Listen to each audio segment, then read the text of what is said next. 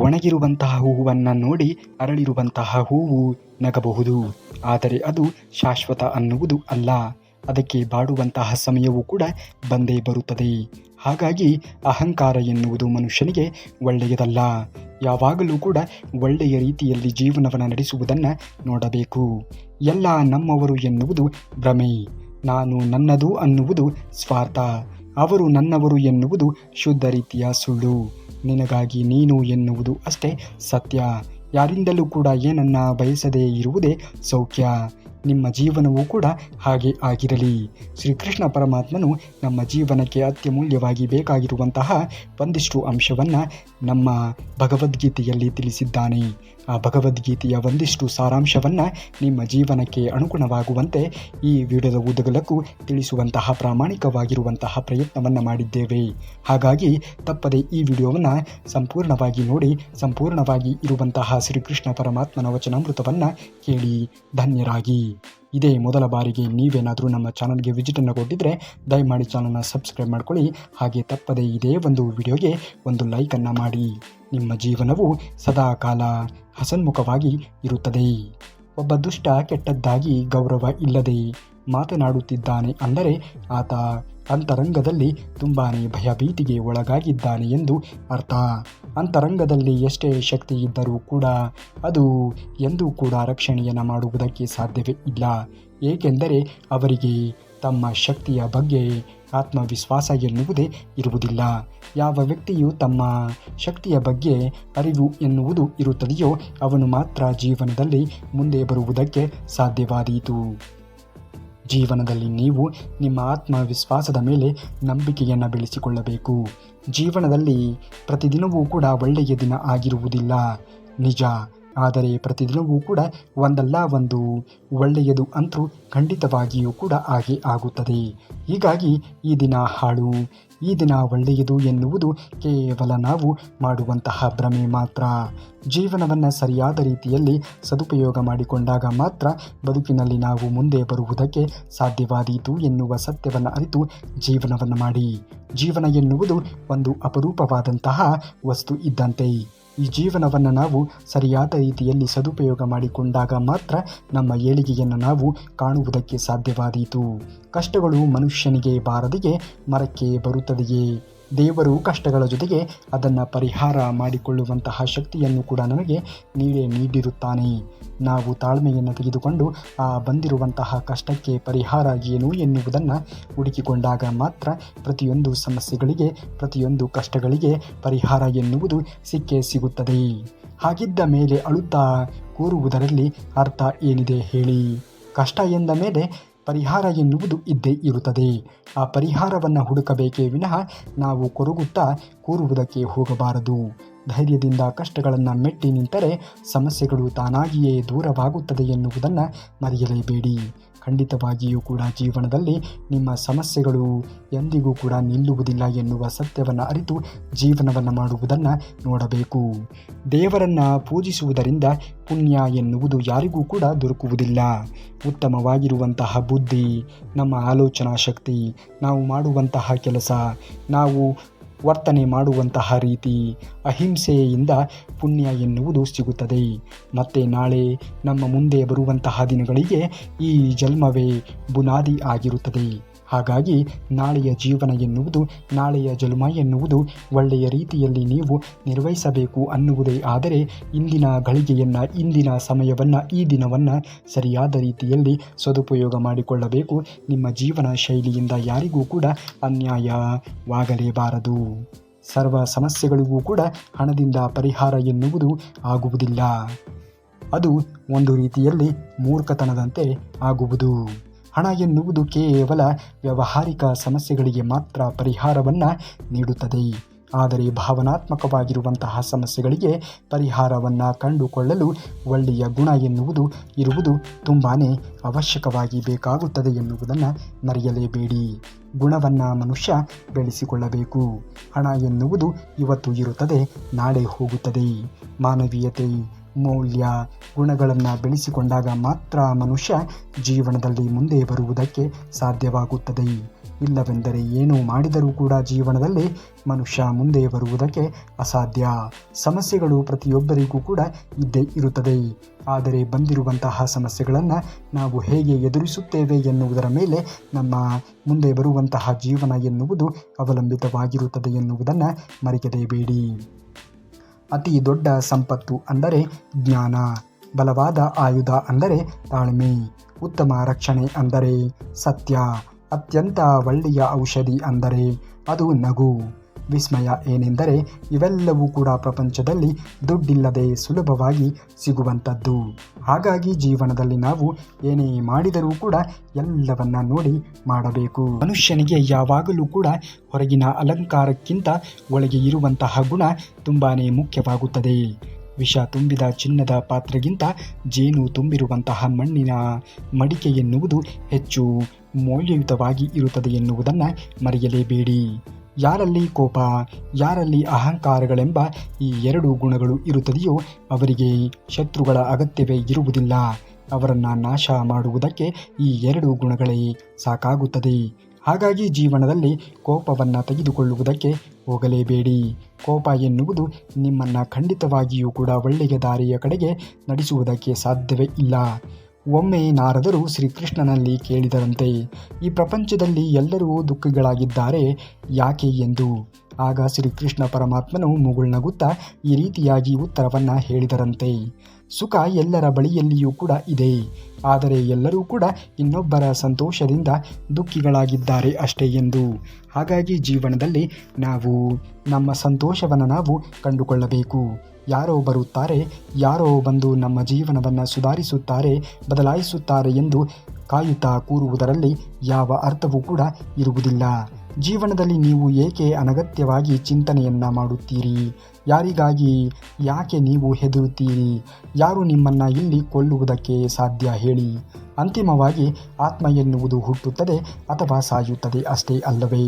ಹಾಗಾಗಿ ಯಾರ ಬಗ್ಗೆ ಏಕೆ ನೀವು ಕಾಲಹರಣವನ್ನು ಮಾಡುತ್ತಾ ಚಿಂತನೆಗಳನ್ನು ಮಾಡುತ್ತಾ ನಿಮ್ಮ ಅತ್ಯಮೂಲ್ಯವಾಗಿರುವಂತಹ ಜೀವನದ ಸಮಯವನ್ನು ಕಳೆಯುತ್ತೀರಾ ಹೇಳಿ? ಬೇರೆಯವರಿಗಾಗಿ ನೀವು ಮಾಡುವಂತಹ ಯೋಚನೆ ಎಂದಿಗೂ ಕೂಡ ವ್ಯರ್ಥವೇ ಆಗಿರುತ್ತದೆ ಎನ್ನುವುದನ್ನು ಮರೆಯಲೇಬೇಡಿ. ಬೇರೆಯವರು ನಿಮ್ಮನ್ನು ತಪ್ಪಾಗಿ ತಿಳಿದುಕೊಳ್ಳುತ್ತಾರೆ ಎಂದು ದುಃಖ ಪಡುವುದಕ್ಕೆ, ನೊಂದಿಕೊಳ್ಳುವುದಕ್ಕೆ ಹೋಗಬೇಡಿ.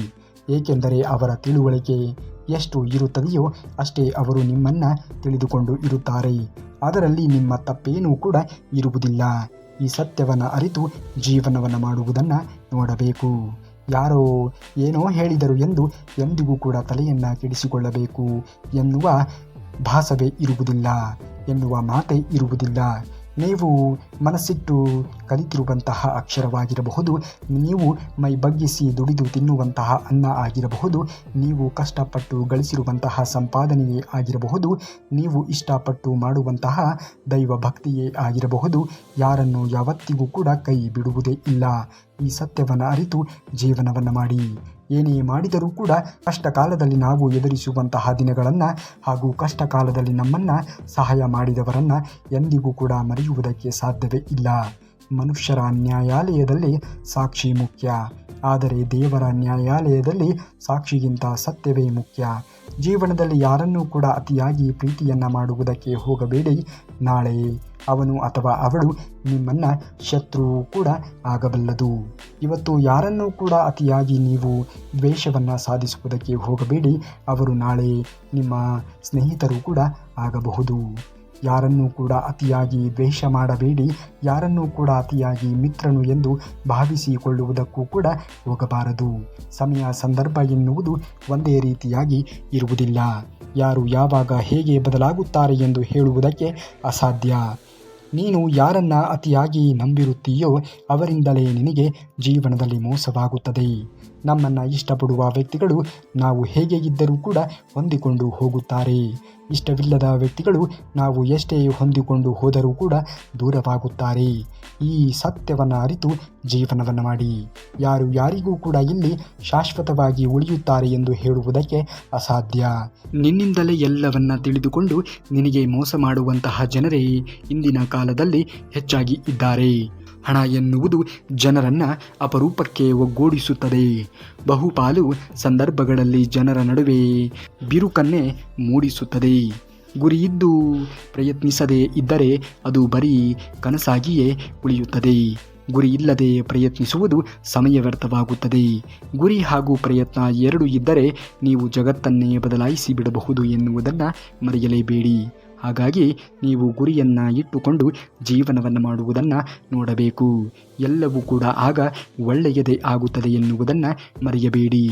ಜೀವನದಲ್ಲಿ ತಡವಾಗಿ ಸಿಕ್ಕಂತಹ ಯಶಸ್ಸು ವ್ಯಕ್ತಿತ್ವವನ್ನು ರೂಪಿಸುತ್ತದೆ. ಹಾಗೆಯೇ ಜೀವನದಲ್ಲಿ ತಕ್ಷಣವೇ ಸಿಕ್ಕಂತಹ ಯಶಸ್ಸು ಅದೇ ವ್ಯಕ್ತಿಯನ್ನು ಅಹಂಕಾರಿಯನ್ನಾಗಿ ಮಾಡುತ್ತದೆ.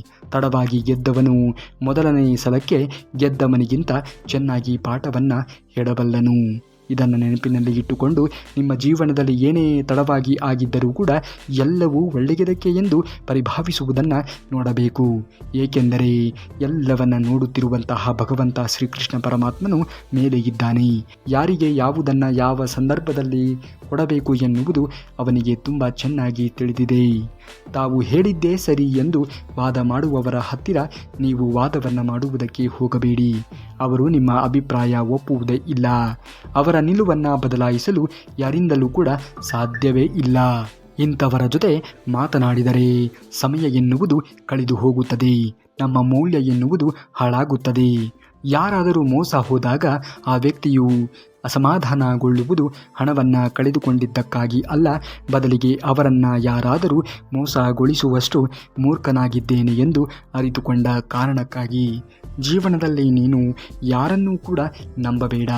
ಇಂದು ಯಾರು ನಿಮ್ಮನ್ನು ಅತಿಯಾಗಿ ಪ್ರೀತಿ ಕಾಳಜಿಯನ್ನು ವಹಿಸುತ್ತಾರೆಯೋ ನಾಳೆ ಅವರು ಬೆಳವಣಿಗೆ ಹೊಂದಿದ ಮೇಲೆ ಅದೇ ರೀತಿಯಾಗಿರುವಂತಹ ಕಾಳಜಿ ವಿಶ್ವಾಸವನ್ನು ನಿಮ್ಮ ಮೇಲೆ ಕರುಣಿಸದೇ ಇರಬಹುದು. ಈ ಸತ್ಯವನ್ನು ಅರಿತು ಜೀವನವನ್ನು ಮಾಡಬೇಕು. ಏಕೆಂದರೆ ಇಲ್ಲಿ ಯಾರು ಯಾರಿಗೂ ಕೂಡ ಆಗುವುದಿಲ್ಲ ಅಲ್ಲವೇ? ನೊಣಗಳು ನಮ್ಮ ಸುಂದರವಾಗಿರುವಂತಹ ಇಡೀ ದೇಹವನ್ನು ಬಿಟ್ಟು ಗಾಯದ ಮೇಲೆಯೇ ಕುಳಿತುಕೊಳ್ಳುವ ಹಾಗೆ ಕೆಲವರು ನಮ್ಮಲ್ಲಿ ಅಡಕವಾಗಿರುವಂತಹ ಸದ್ಗುಣಗಳನ್ನು ತಳ್ಳಿಹಾಕಿ ಲೋಪದೋಷಗಳನ್ನು ಮಾತ್ರ ಹುಡುಕುತ್ತಾ ಕುಳಿತಿರುತ್ತಾರೆ. ಹಾಗೆಯೇ ನಮ್ಮ ಜೀವನದಲ್ಲಿ ನಾವು ಯಾವುದರ ಮೇಲೆಯೂ ಕೂಡ ಅತಿಯಾದ ಅವಲಂಬನೆ ಎನ್ನುವುದು ಇರಲೇಬಾರದು. ಸಮಯ ಸಂದರ್ಭಕ್ಕೆ ತಕ್ಕಂತೆ ಇಂದಿನ ಜನರು ಬದಲಾವಣೆಯನ್ನು ಹೊಂದುತ್ತಾರೆ. ಮರದ ಮೇಲೆ ಕುಳಿತಿರುವಂತಹ ಹಕ್ಕಿಗೆ ಕೊಂಬೆ ಮುರಿದು ಬೀಳುವ ಭಯವೇ ಇರುವುದಿಲ್ಲ. ಏಕೆಂದರೆ ಅದು ನಂಬಿರುವುದು ತನ್ನ ರೆಕ್ಕೆಗಳನ್ನೇ ಹೊರತು ಕೊಂಬೆಗಳನ್ನು ಅಲ್ಲ. ಹಾಗೆಯೇ ನಮ್ಮ ಸಾಮರ್ಥ್ಯದ ಮೇಲೆ ನಮಗೆ ನಂಬಿಕೆ ಎನ್ನುವುದು ಇರಬೇಕು. ಬೇರೆಯವರು ಏನೋ ಹೇಳುತ್ತಿದ್ದಾರೆ ಎಂದು ಅವರ ಮಾತಿನ ಮೇಲೆ ನಮಗೆ ನಂಬಿಕೆ ಎನ್ನುವುದು ಇರಲೇಬಾರದು. ನಮ್ಮ ಪಾಡಿಗೆ ನಾವು ಇದ್ದು ನಮ್ಮ ಪಾಡಿಗೆ ನಾವು ನಮ್ಮ ಕೆಲಸ ಕಾರ್ಯಗಳನ್ನು ಮಾಡುತ್ತಾ ಮುಂದುವರಿಯುವುದನ್ನು ನೋಡಬೇಕು. ಅಂದಾಗ ಮಾತ್ರ ಬದುಕಿನಲ್ಲಿ ನಾವು ಮುಂದೆಯೇ ಬರುವುದಕ್ಕೆ ಸಾಧ್ಯವಾದೀತು. ಹಣ, ಸಂಪತ್ತು, ಗೆಳೆತನ, ಬಾಂಧವ್ಯ ಇವೆಲ್ಲವನ್ನ ಕಳೆದರೂ ಕೂಡ ಬದುಕಬಹುದು. ಆದರೆ ನೆನಪಿನಲ್ಲಿ ಇಟ್ಟುಕೊಳ್ಳಿ, ನಿನ್ನನ್ನೇ ನೀನು ಕಳೆದುಕೊಂಡರೆ ಬದುಕುವುದು ತುಂಬಾ ಕಷ್ಟವಾಗುತ್ತದೆ. ಹಾಗಾಗಿ ನಿನ್ನನ್ನು ನೀನು ಕಳೆದುಕೊಳ್ಳುವುದಕ್ಕೆ ಎಂದಿಗೂ ಕೂಡ ಹೋಗಲೇಬೇಡಿ. ಆದರೆ ಒಬ್ಬರಿಗೆ ಒಳ್ಳೆಯದನ್ನು ಮಾಡಿ, ಅದನ್ನು ಹೊರತುಪಡಿಸಿ ಯಾರಿಗೂ ಕೂಡ ಕೆಟ್ಟದ್ದನ್ನು ಮಾಡುವುದಕ್ಕೆ, ಕೆಟ್ಟದ್ದನ್ನು ಬಯಸುವುದಕ್ಕೆ ಹೋಗಲೇಬೇಡಿ. ನಿಮ್ಮ ಕೆಲಸ ನೀವು ತಲೆ ಬಾಗಿದರೆ ಬೇರೆ ಯಾರಿಗೂ ಕೂಡ ತಲೆ ಬಾಗುವಂತಹ ಅವಶ್ಯಕತೆಯೇ ಇರುವುದಿಲ್ಲ. ಅದೇ ನಿಮ್ಮ ಕೆಲಸವನ್ನು ನೀವು ಕಡೆಗಣಿಸಿದರೆ ಎಲ್ಲರಿಗೂ ಕೂಡ ತಲೆ ಬಾಗಬೇಕಾಗುತ್ತದೆ ಎನ್ನುವುದನ್ನು ಮರೆಯಲೇಬೇಡಿ. ಜೀವನದಲ್ಲಿ ಏನೋ ಆಗಿದೆ ಎಂದರೆ ಅದರ ಹಿಂದೆ ಇನ್ನೇನೋ ಕಾರಣ ಎನ್ನುವುದು ಇದ್ದೇ ಇರುತ್ತದೆ. ಆದರೆ ಆ ಕಾರಣ ಏನು ಎನ್ನುವುದು ನಮಗೆ ಅರ್ಥವಾಗಬೇಕು ಎನ್ನುವುದೇ ಆದರೆ ಕೊಂಚ ಸಮಯ ಎನ್ನುವುದು ತೆಗೆದುಕೊಳ್ಳುತ್ತದೆ. ಆ ಸಮಯವನ್ನು ನೀವು ತೆಗೆದುಕೊಂಡು ಕಾದು ನೋಡಿದಾಗ ನಿಮ್ಮ ಜೀವನದಲ್ಲಿ ಆಗಿರುವಂತಹ ಎಲ್ಲ ಘಟನೆಗಳಿಗೆ ಕಾರಣ ಏನು, ಪರಿಹಾರ ಏನು ಎಲ್ಲವೂ ಕೂಡ ನಿಮ್ಮಲ್ಲಿಯೇ ಇರುತ್ತದೆ. ಮನುಷ್ಯ ಮುಹೂರ್ತ ಇಲ್ಲದೆ ಹುಟ್ಟುತ್ತಾನೆ, ಸಾಯುತ್ತಾನೆ. ಆದರೂ ಕೂಡ ಜೀವನ ಪರ್ಯಂತವಾಗಿಯೂ ಕೂಡ ಮನುಷ್ಯ ಮುಹೂರ್ತದ ಬೆನ್ನಿಗೆ ಹತ್ತಿ ಹೋಗುತ್ತಾನೆ. ಇದು ವಿಪರ್ಯಾಸವಾದರೂ ಕೂಡ ಇದೇ ಸತ್ಯವಾಗಿರುವಂತಹ ಮಾತು ಅಲ್ಲವೇ? ಜೀವನದಲ್ಲಿ ತೊಂದರೆ ಬಂದಾಗ ಪ್ರಾಮಾಣಿಕವಾಗಿ ಇರಿ. ಹಣ ಬಂದಾಗ ಸರಳವಾಗಿ ವರ್ತನೆಯನ್ನು ಮಾಡುವುದನ್ನು ನೋಡಿ. ಅಧಿಕಾರ ಎನ್ನುವುದು ನಿಮಗೆ ಸಿಕ್ಕಾಗ ವಿನಯದಿಂದ ಆ ಒಂದು ಅಧಿಕಾರವನ್ನು ವಿನಿಯೋಗ ಮಾಡುವುದನ್ನು ನೋಡಬೇಕು. ಕೋಪ ಎನ್ನುವುದು ಬಂದಾಗ ಶಾಂತ ರೀತಿಯಲ್ಲಿ ವರ್ತನೆಯನ್ನು ಮಾಡುವುದನ್ನು ನೋಡಬೇಕು. ಇದೇ ಜೀವನದ ನಿರ್ವಹಣೆಯ ಸೂತ್ರ ಎನ್ನುವುದನ್ನು ನೀವು ಮರೆಯಲೇಬೇಡಿ. ಈ ಸೂತ್ರವನ್ನು ಪ್ರತಿಯೊಬ್ಬರೂ ಕೂಡ ತಮ್ಮ ತಮ್ಮ ಜೀವನದಲ್ಲಿ ಅಳವಡಿಸಿಕೊಂಡು ಜೀವನ ಶೈಲಿಯನ್ನು ಮುಂದುವರಿಸಿದಾಗ ಮಾತ್ರ ಬದುಕಿನಲ್ಲಿ ನಾವು ಅಂದುಕೊಂಡಂತಹ ಗುರಿಯನ್ನು ತಲುಪುವುದಕ್ಕೆ ಸಾಧ್ಯವಾದೀತು. ಮನುಷ್ಯನಿಗೆ ಎಂತಹ ದೊಡ್ಡ ಸ್ಥಾನಕ್ಕೆ ಏರಿದರೂ ಕೂಡ ಅಹಂಕಾರ ಎನ್ನುವುದು ಎಂದಿಗೂ ಕೂಡ ಮೈಗೂಡಬಾರದು. ಅಹಂಕಾರ ಮೈಗೂಡುವಂತಹ ವ್ಯಕ್ತಿ ಜೀವನದಲ್ಲಿ ಎಂತಹ ದೊಡ್ಡ ಸ್ಥಾನಕ್ಕೆ ಏರಿದರೂ ಕೂಡ ತಾನು ಗಳಿಸಿರುವುದೆಲ್ಲವನ್ನೂ ಕೂಡ ಕಳೆದುಕೊಳ್ಳುತ್ತಾನೆ. ಮಾನವೀಯತೆ ಮೌಲ್ಯ ಎನ್ನುವುದು ತುಂಬಾ ಮುಖ್ಯವಾಗುತ್ತದೆ.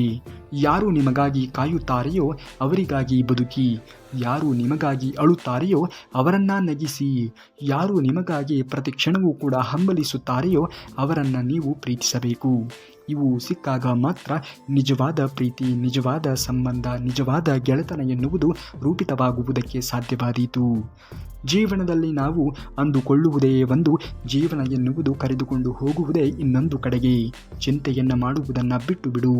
ತೊಂದರೆಗೆ ಮುಂಚಿತವಾಗಿಯೇ ಪಾವತಿಸುವಂತಹ ಬಡ್ಡಿ.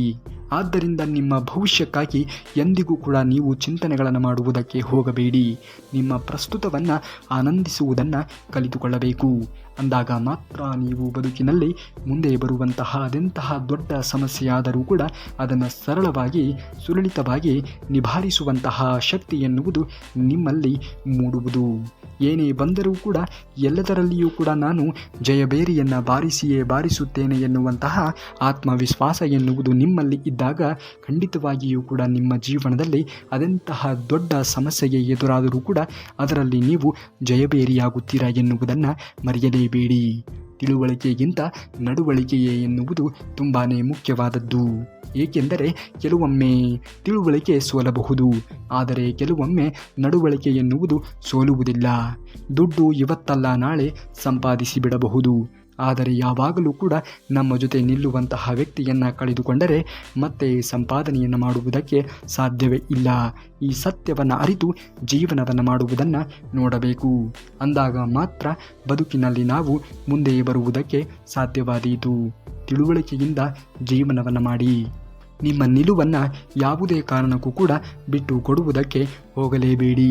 ನೀವು ನಿಮ್ಮ ಆಲೋಚನಾ ಶಕ್ತಿಗೆ ಅನುಗುಣವಾಗಿ ಜೀವನವನ್ನು ಮಾಡಬೇಕು. ಜೀವನವನ್ನು ನಿರ್ವಹಿಸುವುದನ್ನು ನೋಡಬೇಕು. ಯಾವ ವ್ಯಕ್ತಿಯು ನಿಮ್ಮನ್ನು ಕೀಳಾಗಿ ಕಂಡಿರುತ್ತಾರೆಯೋ ಅವರ ಎದುರಿಗೆ ನೀವು ಬೆಳೆದು ನಿಲ್ಲುವುದನ್ನು ನೋಡಬೇಕು.